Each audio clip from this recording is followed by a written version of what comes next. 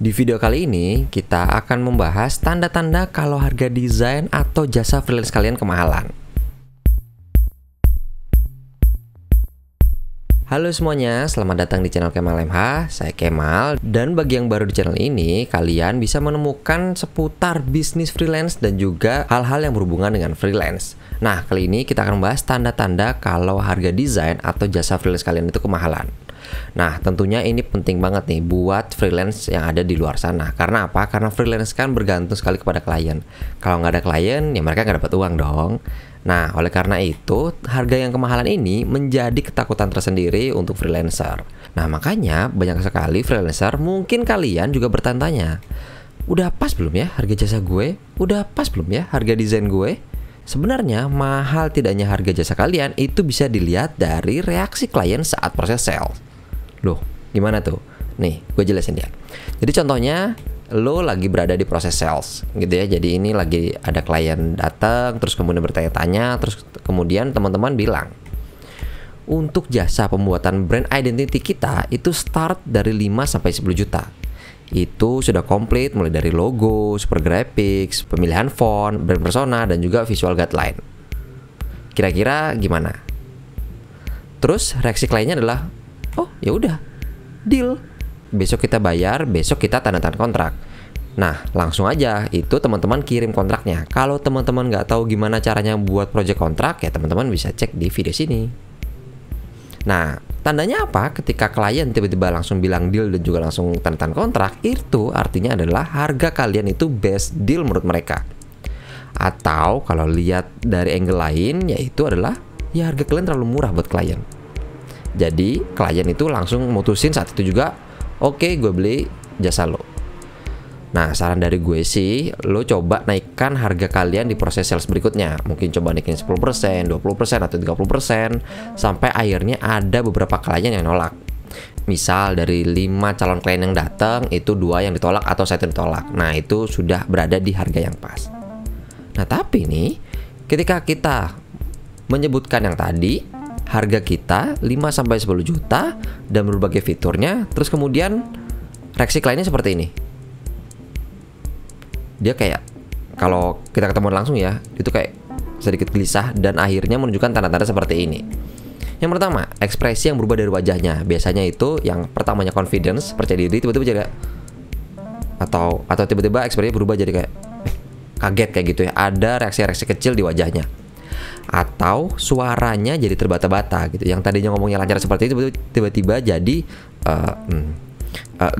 kayak gitu. Jadi terbata-bata. Atau mulai ada kata-kata kayak gitu. Mulai ada kata-kata tunggu seperti itu. Atau yang terakhir, mulai nanya-nanya yang aneh-aneh untuk pembenaran.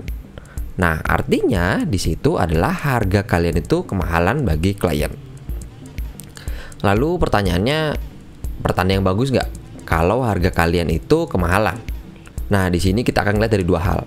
Dibilang nggak bagus itu kalau dari 10 calon klien yang datang itu semuanya nggak ada yang deal, atau lo nggak bisa ngasih pembenaran terkait harganya gitu. Jadi di harga 5-10 juta lo tuh nggak bisa ngasih pembenaran kenapa harganya semahal itu kepada klien kalian.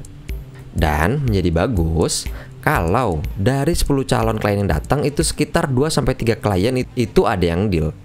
Berarti artinya 8 atau 7 klien masih menganggap harga kalian itu masuk akal. Nah, kenapa gue bilang bagus? Karena harga yang mahal itu menjadi filter tersendiri. Jadi teman-teman punya filter untuk menyaring klien-klien yang nyari harga murah. Biasanya itu ya mereka cukup rewel, dan memberi ruang untuk klien-klien dengan harga yang lebih tinggi. Nah, dengan seperti itu, teman-teman bisa fokus untuk memberikan tenaga dan juga pelayanan terbaik untuk klien-klien tersebut. Dan juga kalian akan lebih senang untuk mengerjakan proyek tersebut karena harganya sesuai dengan apa yang teman-teman inginkan. Nah, terus pertanyaannya lagi adalah, apa yang harus lo lakukan ketika harga lo kemahalan?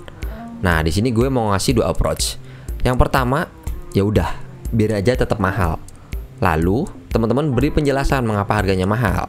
Misalnya, teman-teman itu pernah bekerja dengan klien-klien yang bonafit atau yang terkenal. Misalnya dari perusahaan-perusahaan besar, dari berbagai banyaknya perusahaan, itu juga bisa diceritakan gitu, bisa ditunjukkan juga. Dan juga tunjukin juga tuh testimonial yang bagus terkait project-project yang pernah kalian kerjakan. Dan teman-teman juga bisa memberikan atau menjelaskan benefit yang teman-teman punya ketika bekerja dengan teman-teman yang tidak ada pada kompetitor teman-teman. Nah, tapi kalau misalnya teman-teman nggak sepakat dengan pendapat ini, ya teman-teman bisa sesuaikan harga dan jasa teman-teman sesuai dengan budget atau kebutuhan klien. Jadi kalau klien ngerasa harga teman-teman itu kemahalan, ya teman-teman bisa sesuaikan tuh harga teman-teman dengan budget klien. Teman-teman bisa tanya, sebenarnya budgetnya itu berapa? Terus kemudian bisa di-adjust lagi nih jasa-jasanya. Mungkin yang tadi 5-10 juta dengan berbagai fitur tersebut itu terlalu powerful untuk mereka. Mungkin mereka cuma butuh logonya aja. Ya udah, jadi teman-teman bisa nge-adjust berapa harganya ketika hanya butuh logonya aja. Dan pastiin ketika teman-teman nge-adjust itu teman-teman tidak rugi bandar ya. Jadi nggak blunder. Tapi kalau pertanyaannya, ya gue nggak mau, gue pengen segitu aja harganya, gue nggak mau turun, nggak mau tahu, pokoknya harga gue harus segitu. Ada beberapa hal yang bisa teman-teman lakukan biar harga teman-teman tetap segitu dan ada klien yang deal. Yang pertama, perbanyak portofolio. Mungkin untuk mencapai suatu harga tertentu, teman-teman perlu mengerjakan berbagai macam project dengan harga yang lebih rendah dari harga yang teman-teman inginkan.